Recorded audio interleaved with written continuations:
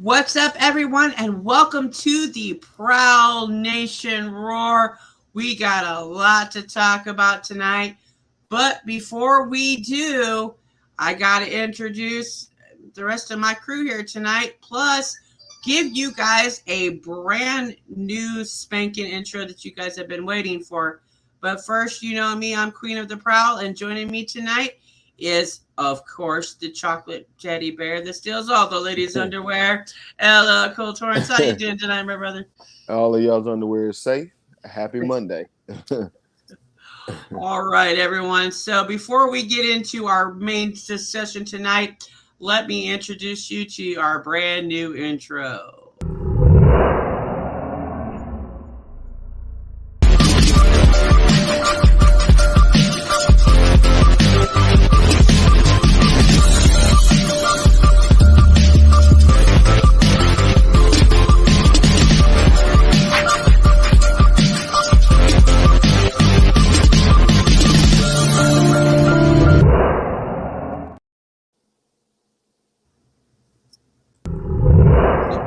Uh-oh. All right, so we are back, and the question of the night is: do the Detroit Lions have the best safety net in the NFC North and possibly the NFL? What are you thinking there, LL? That's a good question. I probably would say yeah, for the moment at least. We got some vets that, or I don't know, I guess you call them vets, but some players that have made a name for themselves, like CJ GJ, Kirby Joseph last year. We have returning from injury. We have Tracy Walker, who was the leader of our defense a couple years ago, and other converted defensive backs like Iffy Melifanu. So with all of those guys put together, I would say, and if I think I already said that, but we got the rookie, Brian Branch as well, who a lot of people had as their best player in the draft, or definitely their best defensive back in the draft, which, needless to say, which was their best safety. So we added Brian Branch as well. So that collective group, I would say, yeah, we got the best group in the NFL, at least on paper for right now. Well, let me break down some facts with you guys. Because last year, the best safeties in the NFC North were actually from the Green Bay Packers, with the duo Adrian Amos and uh, who was the other guy? I can't remember his name, but there was Adrian Amos had 93 tackles, 8 passes defended, and 2 interceptions. And the other guy was putting up just the same amount of numbers. I don't know why my notes are all screwed up today, y'all. Uh, But this year, the with all the safeties we have C.J. Gardner Johnson, we have Tracy Walker, we have Kirby Joseph, we have Brian Branch, we have Ifatu Melanfonwu. With all of these guys together, uh, you're look at CJ. Let's just break down CJ GJ for a second. He he has a career of 228 solo tackles, 11 interceptions, and 4 sacks. Six interceptions were in one season alone. He's a nickel slot corner. He picked off Tom Brady twice in one season, and PFF has him currently ranked as the 15th best safety in the league. hmm. Uh, his overall grade last year in 2022 was a 65, but if he plays the slot position, his best 7 games, he had 12 total snaps, and his grade went up to an 80.6 in playing that special slot role. If he plays anything outside of that in the safety position, yeah, not so well. Uh, his weaknesses include his who can work for him and against him, because he's got the weaknesses that people are listing him to have is his attitude and his aggression and his selling out for big plays. that can work for and against him. Now, Dan Campbell has had a lot of praise for the newest rookie on the roster, Brian Branch, saying that he has a very serious approach to the game. He's very intense, and he has a next level football attitude. He had 172 tackles and 4 interceptions over the course of his Alabama career.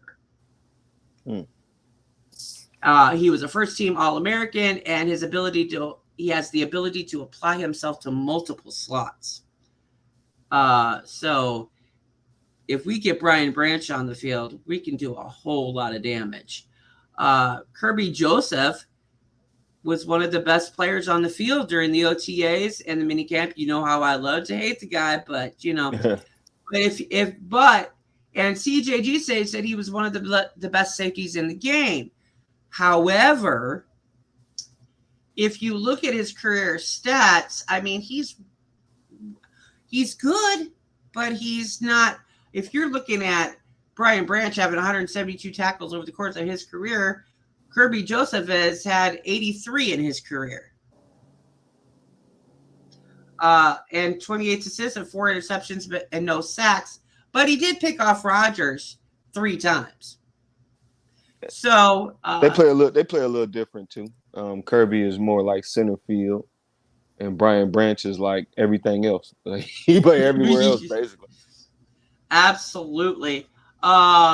So Tracy Walker now is returning from his Achilles injury, and he's had 108 tackles and with 60 solo tackles in 3 seasons. He's had 18 pass breakups and 14 tackles for loss in his career with the Lions. Afatu's returning from injury, and he can play both safety and corner. So, and he says now that he is more comfortable in the safety role. Last year, he kind of got thrown in under the bus. So, yeah, but he's had, he had 9 tackles in 2022 and 5 assists. Who are we missing? Did we cover all of them? Yeah, I think we did. CJ, Brian Branch, Kirby Joseph, Tracy Walker, and Afatu. So if you put all of these guys together, this is a dangerous secondary. An absolutely dangerous. If you look at just, Green Bay having 93 tackles with their best safety, and they were the best safety in the NFC North, you're looking at these numbers with these guys, and Green Bay is going to get smoked out of the water. I don't see the Bears and Vikings didn't pull up those kind of numbers last year, and they haven't really done much upgrade in that respect. So I don't see where the Lions couldn't have one of the most dangerous secondaries in the league. I think that might be the plan as well. I'm for sure hoping for it, of course. For obvious reasons. We said that Aaron Glenn was a former very, very, very good. I want to say All-Pro. I'm not sure of his accolades, but a very, very good defensive back. He played corner and safety. He was a Parcells guy. I remember him being that. I just remember him being with Parcells and those Parcells defenses. I'm not saying that that's what's to come, but he's from that tree. So maybe it is, maybe it's not. But I like the direction they were going. I feel like it's been a lot of pressure put on him. I liked how the defense kind of responded last year. We spoke about it, a few times. When Aubrey Pleasant was let go, some of the players themselves had asked, like, what did I do, to get him fired? Like, why, what did I do to pretty much help our defense not be good enough to keep a guy like that? And I think that once Aaron Glenn kind of took over and was doing the things, of course, we've seen a big turn in our defense. But it's like he probably had the idea of, all right, cool, since it's all on me now, I'm gonna make it worth it. If y'all gonna judge me on everything that I do, now it's time. We getting around to this the 3rd year for some for this team or for this organization, for this iteration of it. So, this is where people start to really lean into some expectations and stuff. We've kind of built some of those expectations. So I like the fact that Brad Holmes, in conjunction with Aaron Glenn, went and got him some horses. You know what I'm saying? If you tell him, this is your race to win, they went and got him some horses to do it. So that's what I'm really looking forward to. Like you said, you mentioned a few times, CJ especially can turn the ball over. Kirby has shown that he can, be as they call him, ball hawk. He can get in there and turn the ball over. Tracy Walker can get turnovers in a different kind of way. He can cause forced fumbles. Deshaun Elliott was kind of decent at that last year. Did it a couple of times for us. So I like it. I like what in this specific group. It's not just the secondary. We're not talking about corners and everything like that. We're talking about the safeties, and most of these guys is considered defensive backs. So we might see some of them, playing all over the place. Like I said, Kirby is going to be, back deep.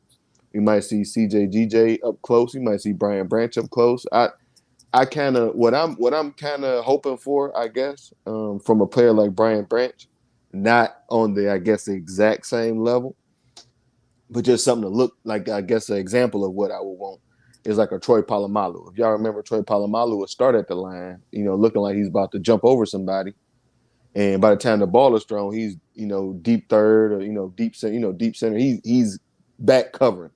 So I think he has that potential. I don't know if they'll use him like that, but that's something I'm looking forward out of him. Well, if you look at Brian Branch's college career and the way he played his safety role as a slot, he was very aggressive to going after guys, more so than a lot of safeties like to do that bend don't break, and fall back and kind of catch them in the background. Brian Branch is very aggressive in going forward, and I'm pretty sure CJGJ is similar in that respect as well. So you've got this aggression going forward. You have the bend don't break guys. You have the forced fumble situation. You have Kirby Joseph with forcing the interceptions. So you've got a whole mix of weaponry going on in the secondary, where previously the secondary was the blind ballerinas of the backfield. They were spinning around in circles. They didn't know what they were doing. They didn't know their routes. There are concerns with Kirby Joseph catching up and not breaking off on his own, because that tends to work against him. But that's something that has been said that's been worked on in practice. So we'll see.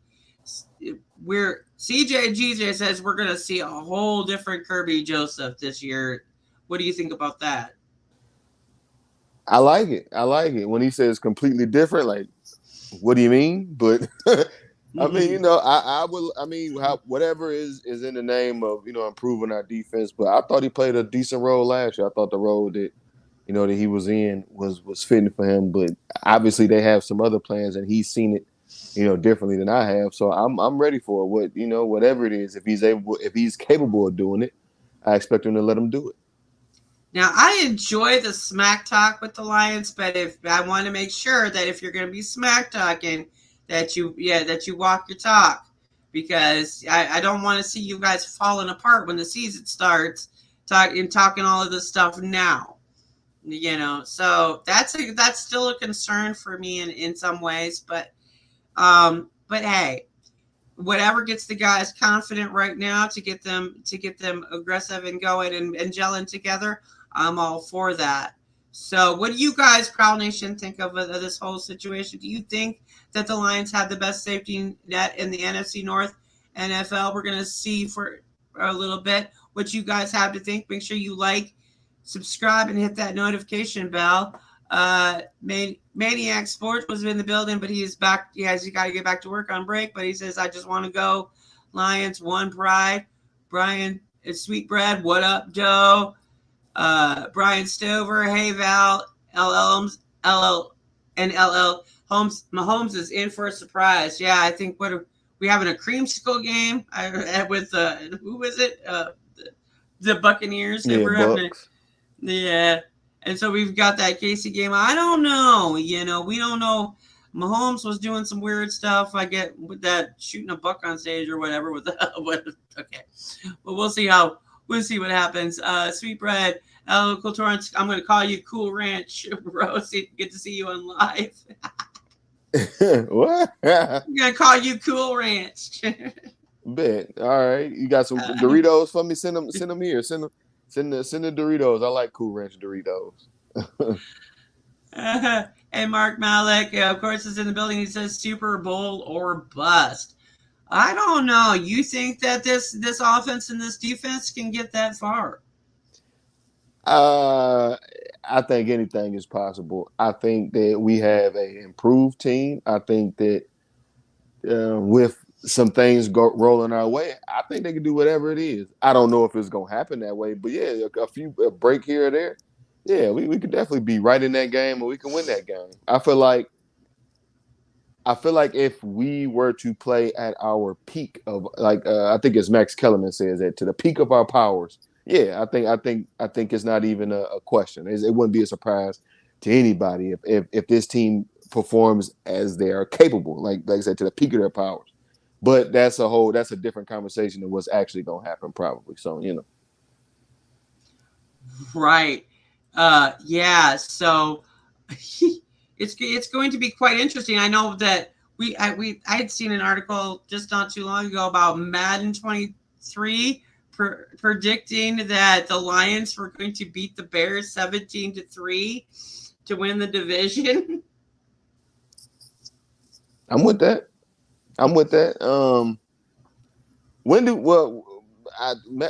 It's June still, so Madden ain't coming out for a while, but Madden, y'all need to update some stuff. Y'all just be putting out the same ass game, and people like myself just be buying that mug. So I need to do something different with that game, man. Maybe I still got the Xbox One, the Series S, so maybe that's why, because I ain't on the next gen. Maybe that's why I ain't got the update. But y'all need to do something with this, man. It's update the game. It's still old animations and old dance moves and old everything on there. I mean, y'all gotta do better.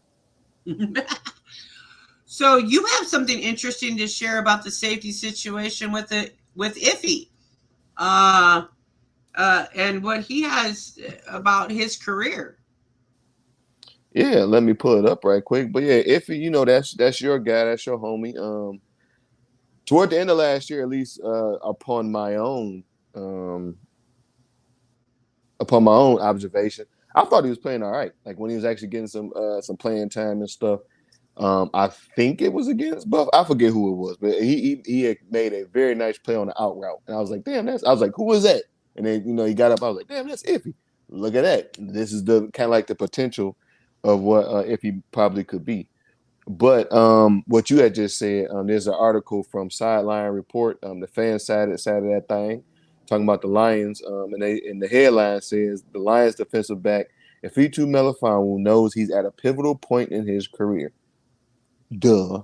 But he's getting around to that point. Third year, you gotta show and prove now that he's seen that they've signed some guys to take his spot. They drafted some guys to take his spot. So now it's his time to, pretty much put up or shut up. I think he'll make the team. I think he'll contribute, and I think he might even I don't know. I won't take it that far. I think he might even sign an extension or whenever when it's time. Maybe not. But I think this is a pivotal year. And I think he's gonna show what's necessary. Maybe not all the way. Like if all the way for him is a 10, I think he might get to about an 8. I think he's gonna have a much improved year. I think he's gonna get a lot of opportunity, healthy of course, because that's been the biggest part for him. And I didn't read the article, but I'm certain that he mentions that in there that he has to keep his body intact, and that's a good thing for everybody involved. So if he stays healthy, he gets some playing time, whether he start or not. But he'll be a rotational player. Obviously, we'll need him because they have big plans to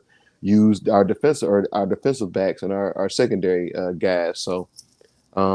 Iffy Melifonwu, out his own mouth, just says this is a big year for him. What do you think, Ms. Valley? Think this is a big year for him? I think this is a big year because a lot of Lions fans are expressing the concern that if he doesn't really perform well, he could lose his spot entirely. I mean, you've got guys like CJ and you've got Brian Branch and you've got Kirby Joseph and Tracy Walker's trying to make a return. I mean, how much of the roster spots can we take up with the safety spot? Um, and and it's not really not. I feel bad for Iffy in a lot of ways because I think he got off to a rough start and it wasn't his fault with the way that the team was developed. He's an outstanding cornerback. He's got a killer spear move in tackling people that the NFL has yet to see. Um, uh, that I'm waiting for because I absolutely love that move that he does. But with Okuda being here, he had to get shoved over to the safety spot. And he kind of got just jumped in when Tracy Walker's gone. So he has to get thrown into a situation that he's not comfortable with. And of course, he gets injured out of the deal. I mean, how much can you deal with that scenario and come out on top? Yeah, so now that there's these other guys on the field, there is some concern that if he may not make it and he may be on the trading block. Yeah, possibly. I'm kind of getting from this article what I can, and he said a lot. He said pretty much he spoke on the injuries. He said, yeah, he understands. That's frustrating, but it's a part of the game. But he understands that he has to improve in that sense because his replacement is already on the roster. So, well, there's no comments from Dan Campbell that there's any real concern. He's had nothing but positive comments about Iffy, saying that he's very intelligent. He's learning his thing. He's more comfortable in his spot. So this is the year that he really has to step up and show the NFL what he can do in the safety position because there are a lot of the big dogs on the field to take his spot. So I think the fact that they overloaded that safety position, the cornerback position, which were very weak areas, is going to bring out the best in the competitiveness when we get close to training camp. And the pads come on and the aggressiveness gets to start. I think they're going to bring out the best of each other in order to be able to secure that spot. One thing I shout out to Coach Mike. He kind of had mentioned because I know you had said about Okuda kind of helping his position change. And hopefully I'm not misquoting my dog, but Coach Mike said that he kind of figured that that's what position he was going to play anyway. He's kind of built in that mode. He's 6'3", 210-ish, 210-ish plushes, So that's kind of safety build. That's not necessarily cornerback build. Even like the taller corners, I usually kind of thin. Not to say that matters at all, but I don't know. I think that with the proper with enough opportunity, I think like I said, I think he'll make the team and contribute at the. I was trying to get to NFL. I looked on ESPN to see which ones they had, which of our teammate or team members that they had listed as defensive back. ESPN didn't have them listed like that, but NFL.com, the only one I saw when I was just scrolling kind of fast, was CJGJ. So I don't know if they got Iffy listed as a defensive back or not. He's listed as a safety still at this point. Well, there you go. So he's still in the safety. He's still in the safety slot. He is actually, I believe, in the number 5 spot on right as of the current moment. Oh man. Well, I mean, that's not a bad spot to be in. With our I won't say ability, I guess would be the word, or the likelihood that we'll probably play 3 safeties at a time at some point. We'll definitely, carrying 5 safeties might be a good idea. So, it's iffy spot to hold if you want it. Yeah, and he's just gonna have to step it up. Tracy Walker is another question mark in coming back and how well he can come back. But I think that's where the competition is really going to lie, is between Tracy Walker and Iffy. I think that's the camp battle to watch in training camp. Really? Yes, because I believe. Look, I see CJ GJ securing his spot. I see Brian Branch securing his spot. I see Kirby Joseph securing his spot with the way he's played in the offseason. So the only two that would have to be able to compete against each other would be Tracy Walker and Iffy, because they're So both returning from injuries. They're both they're both similar in their play style a little bit as far as safety is concerned. So who's going to step up better? so what's the word on what is the word on on Tracy Walker? Like I thought he was, going to be ready for, I mean, everybody's saying that though. They're gonna be ready for week one type stuff. But like, is he, or is he gonna I be one of think them? he was He might, practicing in mini camp, I think, if I'm right. not mistaken. But is he like, would he might start the season on the pup list or something like that, or I however it don't goes? think so. I think he's prepared to go into training camp. I think he's I think they're going to take it easy on him to bring him back in, but yeah, he should be at training camp. I think he's the, out of all of the safeties that we do have, out of all of those guys, he's like the strongest safety. Like he fits that role better than everybody else. So I don't. That's why I don't necessarily think him and Iffy are fighting for the same time, because they're gonna play two different roles and they're gonna play like two different players. Well, they play Now, like two different players. It's not that they're playing because they're similar. It's that I see that the other three guys can be a secure spot, that they can mhm, secure it and make it easy. Tracy Walker and Iffy are only similar in the fact that I both see are what you're coming saying. back from injury, I see what you're saying. and who is going to be able to step up and be ready for game time. That's going to be the question between those two. Um, so Sweetbread was asking, did the Bears get better, and who is our equal in the NFC North as far as safeties? Ain't one. Right. As far as safety, I don't know who would be equal, because we don't know. We don't have all of the stats necessarily at currently in the off season with how these guys are going to perform in the regular season quite yet. The only right now, probably the biggest threat, as far as the safety position, would be Minnesota. As Green Bay took a dump from last year, and the Bears really haven't upgraded their safety area. So yeah, that would be I mean, the only possibility of a threat. I don't know. I didn't. If we just talking safeties, Yeah, we're Green, just talking safety and safeties. I'm not did, talking that the whole team is better than. gotcha. I don't know if Green Bay lost anybody, so Green Bay safety situation should still be okay. Minnesota's safety situation, I don't. Did they let Harrison Smith go, or is he still there? They weren't as good as they weren't actually. Their safeties did not put up the numbers that the Lions safeties did last year. Hmm. So I know.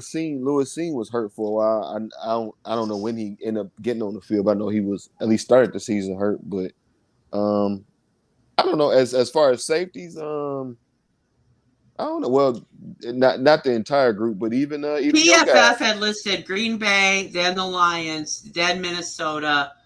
No, was it Green Bay? Then no, it was Green Bay, Minnesota, Lions, then Bears. Nah. But I was gonna show some love to y'all guy, Jaquan Brisker.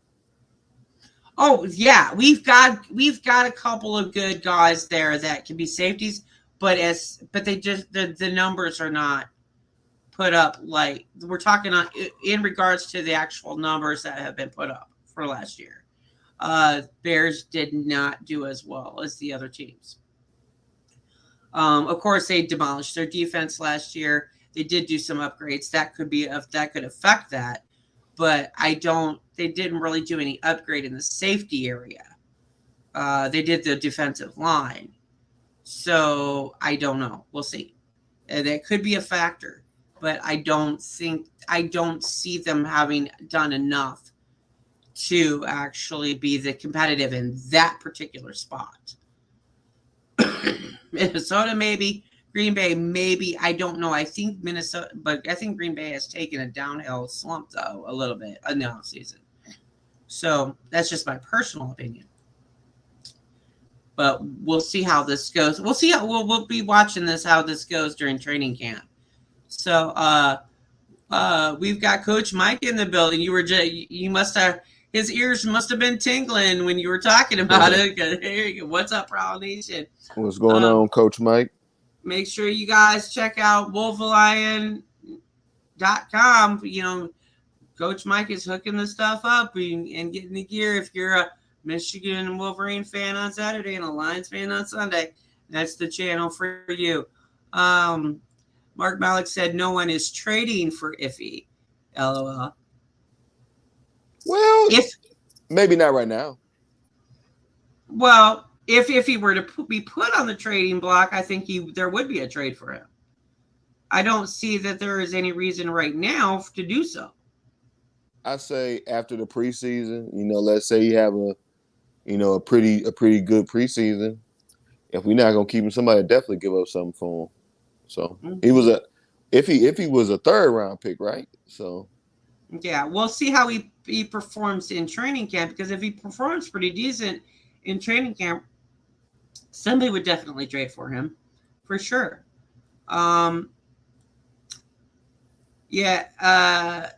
Justin Chase, welcome to Prowl Nation. Tracy Walker was already doing workout preseason. Yes, he was. And he's ready to go to camp.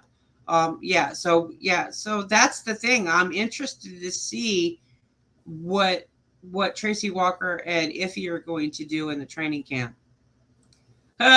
Coach Mike, don't forget about my dog Will Harris. LOL. We want to forget about him, Coach Mike. I'm sorry, but we really want to, but he don't count no more because he a safety. Well, I don't know what they got him listed as. But he's not a safety, so. The Jazzy one. Hey, everybody! I got into the ball game and forgot. What position group do you think would be best to add in free agency? I know everyone's talking about Daniel Hunter, D-Hop, and Chase Young, but there are plenty of options. Well, and Sweetbread was also asking, do we trade for Chase Young?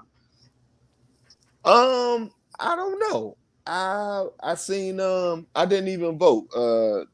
Coach Mike had put a poll up on Twitter and said, would you trade a second round pick for Chase Young?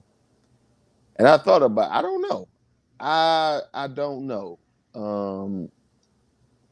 Because he gonna cost. Like, if we want to keep him, he'll cost. And I seen, it was right after I seen the poll, I seen an article. There was Charles Harris saying, he wants to be here. He wants to stick around, stick on the team, to contribute. And I forget the quote, but it was something like, if he was around to plant the seeds, he want to be there when the garden grows. So, in my mind, if we trade anything for him, Charles Harris would probably be included. So maybe he could see what them Washington Commanders gardens look like when they grow. But I don't know. I don't know if Chase Young healthy could probably help. But what does healthy mean? Like, if he come over and have an outstanding season, ain't nobody about to give you $100 million. Charles Harris, I don't think I think the expectations are a little bit different. So Charles Harris, we probably not expecting him to, go and ball out and act like a second overall. Well, I don't know, because Charles Harris was a real early pick. So shit, I don't know. Maybe all of what I'm saying is absolutely wrong. But to answer the question, I don't know if I would trade for Chase Young. I don't know. But if I did, I would probably trade. I would probably include Charles Harris in that trade. Is there a position group that you would add to in free agency? I don't know, man. I won't say we like set everywhere, but I don't know. Maybe maybe wide receiver, but not D Hop. I don't know. Maybe not wide receiver. I don't know. That's a very good question. Mm-hmm. I I'd don't think I say would add at wide receiver because y'all already have 11 of them. Damn. well, yeah, I don't know. I don't know. I don't know. Well, because I was thinking about guys like, we could add somebody that probably knock some other guys off. So if we add somebody, we could probably, officially kiss Trinity Benson goodbye. But I I don't even don't know know. how he is still here. We brought him back, what, 3 times? How is he still here? He might be an outstanding practice player, or he might be, decent. He just, I don't know, can't get healthy enough to get on the field. I don't know. But I will say add in free agency, I say backup center because we don't have one of those. So yeah, I would add to the interior offensive line group and specifically at backup center. I'm debating on this one because I was initially going to say O line, but I mean, it could. I mean, there's a few spots where it could use some beefing up, but I'm a little concerned with the kicker situation. You got 3 kickers out of here that are just having a time. They're doing good one day and flopping the next. So I probably would be looking at the kicker spot because kickers are more important than you realize. Oh Um, no, oh no. I mean the only thing that could help them is that they'll play 8 or 9 games inside. So or plus or more because we got division. We got a division foe that has a indoor stadium. So about 8 or 9 or 10 um, games inside. So if anything, that's something that we could kind of hold on to. But we can yeah, kind of nah, hold on to it, but better not be outside on a windy day with the way these guys are moving. yeah. I mean, I don't know because I like Money Badger. I also liked Riley Patterson. The other Oh, guy, I like the kickers. I like Batchley. I like Romo. I like Romo. Yeah, and Patterson, but they're really inconsistent. I mean, Batchley doesn't have the leg to go the longer distance, and the other 2 guys are flailing in the wind. So if you yeah. guys have outside games, I mean, then well, we already know, some of them guys, Riley Patterson can hit them. Money Badger can, bang it through there. So, we got some guys. I ain't, I feel like they perform decent enough. Like, who was our, I think, was it Badgley last year against the Bills? I think it was. He kind of, hurt us. So maybe if you want to hold something against him, you can do that. Say, hey, we might gonna keep you because what you did to us last year. I don't know, man. But yeah, no, you're right though. Kickers are very important, but I feel like kickers, you might have a decent year, you might have an outstanding year. It just kind of goes on the year, you know what I'm saying, in the kind of positions that they get put in, you know what I'm saying. Some coaches are smart enough if your guy kicks it well from the left hash, you put it on that left hash every single time he got to put his foot on it. Some guys they just like, well, you good for the left hash, we signed you, so you got to kick it from where we put you at. And then that's when they go out there and miss, and you're mad at them because you're not putting them in a position that they are probably best at. Not saying that mhm. they should be able to bang it from everywhere, but if that's what they like, if you can do it, why not? So, but yeah, that's not a bad pick though. Maybe a kicker would be a Yeah, decent because pickup, but the last thing I want to see as being like a Lions fan or whatever watching the Lions is losing the game by missing the extra yeah. point or missing the field goal. That's My heart question, wrenching and breaking. my question would be though, because I'm not too familiar with the free agent kickers, like who would you bring in, or is it a name out there? Do you got somebody in mind that you would bring in? I don't think that's the question. I don't think there's the talent out there for the replacement. Jake Moody was not going to be it for the Lions, guaranteed. But Why he you don't got think drafted. so? No, No. And that's that was really crazy to me, right? And I don't care whatever happened, right? I just remember people saying, because it was well, they didn't say necessarily anything negative to me, but just about the thought of drafting a kicker. And the kicker that some of us kind of wanted, or we're saying to draft, he went the third round. So, some people will say, in the seventh round and the blah blah round, take a kicker, take Jake Moody, take what they call it. He got a name. I can't remember, not Legatron, but what they call him. I can't remember at the moment. But he got a little nickname too, but he went the third round. So wherever y'all thought about the Lions taking him in the later rounds, he went the third round. So yeah, that was actually really surprising that he went that far because he went that far up because I did not place him anywhere near there. But, some teams may be super desperate and that's what happens. Or but he might just be a really good kicker. Yeah. He's no Robbie Gould, okay? No. Justin Chase, personally, I think the Bears will be our toughest competition. I'd like to be with you in on that as a dire Bears fan, but I don't know. I'm not seeing it yet.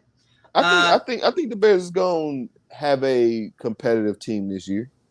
I think they could be a very good because they always play friendly smash mouth football. I think they could give the Lions the run for their money if things work well, or if the Lions get in a scenario where they had issues like they did last year's with injuries and things like that.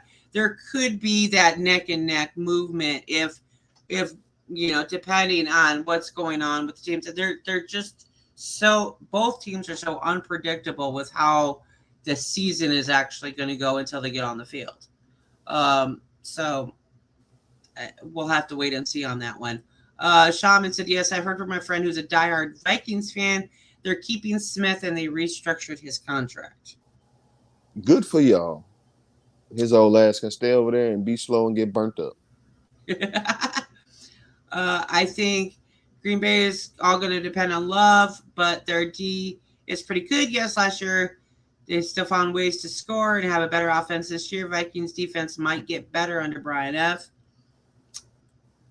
The Vikings probably have the biggest threat as far as safeties, the safety spot. I'm still going to hold to that. What about everywhere else, though? That's my question.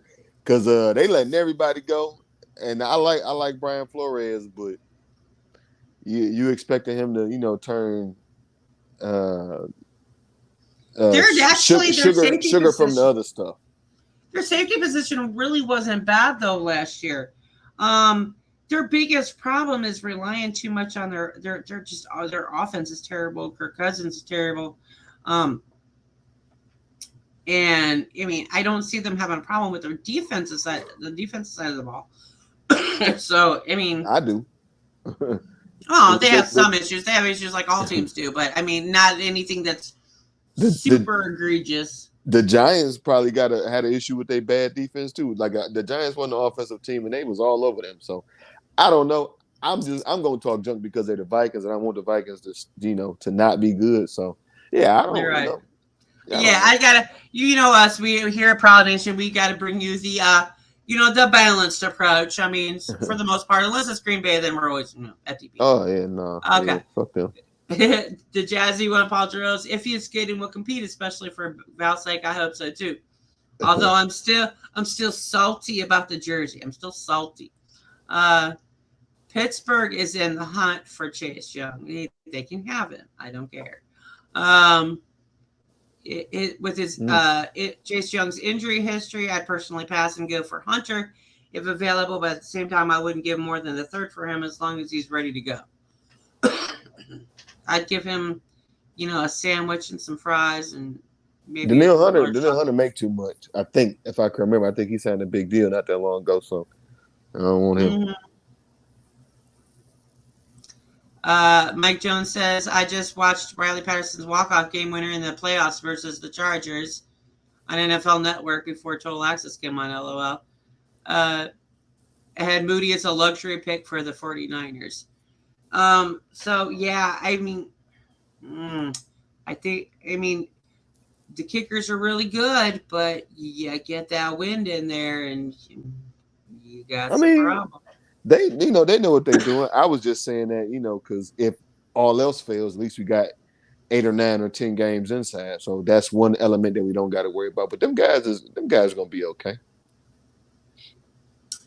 And speaking of coming up on training camp, there was some tea spilled by a couple of Lions players about the differences in the Lions practice versus Alabama's practice. Can you tell us a little bit more about that, LL? You have a little bit on that scoop, at least from one of the guys. Yeah, you had mentioned that a touch earlier, but yeah, Jahymer Gibbs, he says the NFL practices pale in comparison to Nick Saban's torture chambers. He said, let's see here. I read a little bit of this earlier as well, but basically he just said, Nick Saban runs very, very intense practices. Dan Campbell and these guys, they're on them, but it's not the same. I just hope that it kind of maintains that because they ain't really been doing nothing yet. You know what I'm saying? They just got to a little bit of the mandatory part where people had to be there. So, not that, you're supposed to practice how you play and all that other stuff. So maybe you should coach how coach and practice how you want to coach on Sundays as well. So maybe they're not taking it lax on them. I believe that they don't have, the most intense attitude in the locker room and on the field and stuff like that. But I think that the intensity will be a little different once the actual season starts. So, and hopefully them guys ain't petty enough or, didn't read that and say, oh, it's too easy, huh? And then, turn up on them. But I think it's good. I think it's good for our players. I think that it's good for anybody that may want to come here. It seems like we like to target Alabama players. So, there's a gajillion of them, former Alabama players around the league. So let's say we might want to, sign a free agent or whatever it is. Or, we always got that in our back pocket. It's like, hey, as far as NFL practices go, we are super, super thorough, but you ain't gonna want to die after. Maybe that's a bad way to say it. You're not gonna want to quit football after practice and all that kind of stuff. You still have the rest of your body to do stuff with. You won't be all tired and go out and stuff. But those practices, can be seen as necessary because Alabama's been running college football for however long Nick Saban's been there. So, it's positives and negatives from having a super intense practice style and stuff like that. But I like that he notices there's a difference. I like that he can embrace the difference because it's still a good change. It's still, they're still honest. It's just not the same. It's like I don't have a good analogy. I was gonna try and use it. It was a very, very bad one, but it's the same thing. It's just one ain't as intense. And, it was quite interesting because not only did Jahymer Gibbs say this, but Brian Branch also confirmed this information as well. And when I was looking at this today, you couldn't help but bringing to mind he who shall not be named for the Lions, that those practices were probably very similar, Fatty Patty and Nick Saban. You could almost put that torture chamber scenarios together. And so I think this is a very big thing for the Lions PR to have brought up, because then they're showing that the culture has changed. Dan Campbell, I believe, is more of a players coach guy, and there is a certain level where yes, you can have intense training, but I'm sure they're not going to do those intense trainings because those intense trainings typically lead to injuries, and Detroit, that's a major problem. So I think that them not doing it and just keeping the guys focused, keeping them short-term intense with some rest and balancing this out is going to help with the injury issue. Because these torture chamber scenarios, tend to ruin a lot of guys' careers way too soon. Or the guys get burnt out. Like just as like a example, Tom Thibodeau. You know what I'm saying? Like his teams usually make an almost immediate turnaround, especially on the defensive end.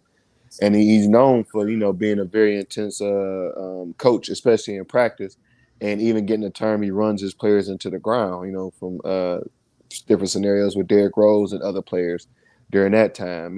But I like that. I like that. This it seems like he was okay with it. You know what I'm saying? Not in like a whoo, thank God we ain't got to do all that hard shit. It's just like it's just different. You know what I'm saying? I'm glad that this is. I'm speaking for them, so I probably shouldn't do that, but paraphrasing maybe. But I think that they're glad that this is their NFL experience, at least right now, at least starting out. So yeah. So that they are able to go out there, and Dan Campbell's trying to bring out the best with them, and you don't need to overdo it to bring out the best in a guy. I mean, some coaches like to have that kind of approach, and I just don't think that approach really works well. Although it has worked well for Alabama, if you look at Alabama's season last year. So I mean, but I don't think that approach would ever work well, especially so soon after Matt Patricia. So that's my right. thing. I mean, it kind of like some of them, like some people, it might be easier to hear it from a coach like Nick Saban than it would be from a coach like Matt Patricia, because it's like, Matt Patricia, who the fuck is you? Nick Saban, he can throw the rings on the table, he can do whatever it is. Matt Patricia can't do a goddamn thing but hype up what Bill Belichick did. So True. We got Tristan and John Doe in the building. Yeah. what up, Tristan? So it's shaping up to be a good thing. We're actually going to get to pretty soon at the end of July here, have a very good look at the training season. And I'm hearing you got some dessert for us. You got some munchies or something going on, because there was some more things that you wanted to share tonight, LL. So yeah, I'll go ahead and drop this on us. I won't necessarily call it the dessert, because that's shout out to Kurt and everything, but I guess just another you're the LL's munchies. There we go. but I guess just another note would be Jonah Jackson. He says that he wants to re-sign here and finish his career in Detroit. Now, I feel like that's what everybody's going to say, of course. And I feel like he has a decent payday coming. I think they're working. I think they'll re-sign him. I'd personally be a little, I'd be a little upset if they don't bring him back, because I think he's played well for us. And that's just, he may not have gotten the recognition, but he still plays hard. He's the kind of player that I like. You don't even got to know his name, but you got to watch him while you're in front of you. He gonna be out there pushing people around, and I like they use him in different ways. He swings around on different things. He did ball out on quite a few things last year. Yeah, he's the pulling guard. They have him swing out on different run plays to his side. I think Jonah Jackson is solid as hell, and he has a memorable, I don't want to say meme moment, but a memorable internet moment, because he's in the picture with Penei Sewell and Aaron Donald. When he got Aaron Donald by his face mask, you see Jonah Jackson like he looking like, what? So yeah, him and Penei, you got to keep these guys. I want to see that unit together, but him and Penei might got a little, they might be boys, so you got to keep them guys together, man. Yeah, I mean, you've got a lot of good things that are coming out and being said about these players. I mean, Brian Branch, is being connected with Amon Ra's football attitude. You've got, also, you've got guys who say they want to retire here, which means that they're very motivated to bring things in. You had Charles Harris take a pay cut. There's a lot of good things that are seeming to turn around in the culture of the Detroit Lions, that show that they're a team that really wants to be together and work together, and they could be a very dark horse in the NFC North this year and in the NFL entirely. I think we got the best O line in the North for sure, and one of Yeah. the best in the entire league. And Jonah Jackson is a big part of that. So I'm waiting on that news. I'm anxiously. I want Jonah Jackson to stay around. Yeah, there's a lot of guys. So who you think? We're just gonna throw this out there. This is the last. This is my little last question before we end. But who do you think? I'm gonna give you a prediction. Let's do a little prediction game. Who do you think is gonna be the first to get cut in the offseason? Because hopefully he's still watching. Will Harris.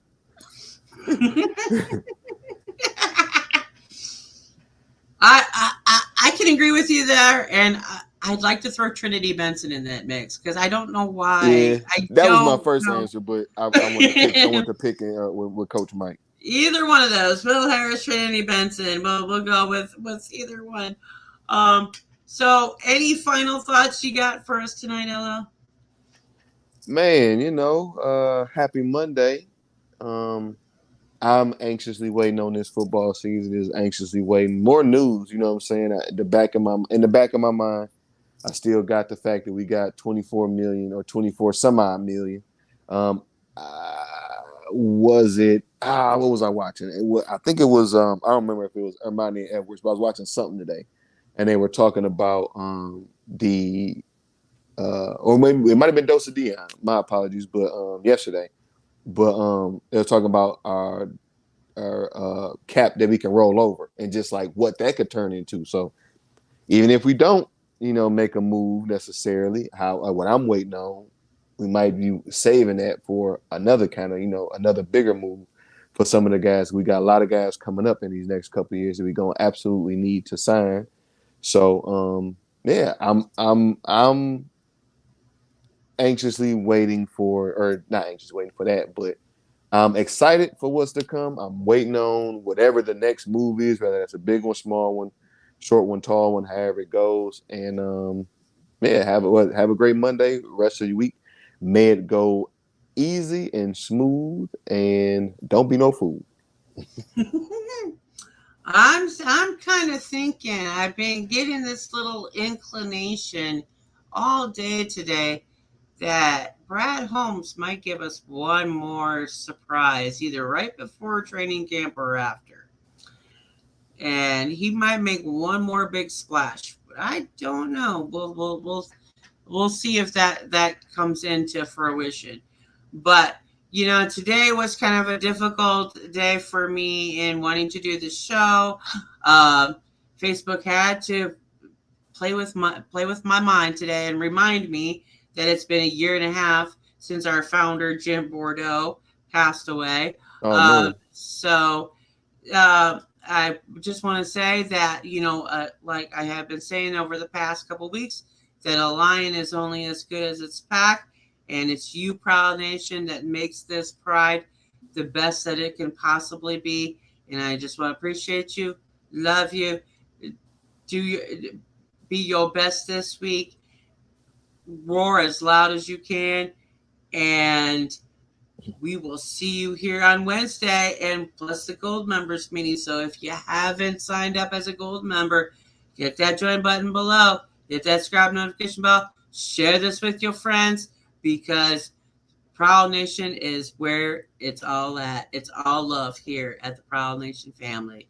Till next time, y'all. We love you, Jim.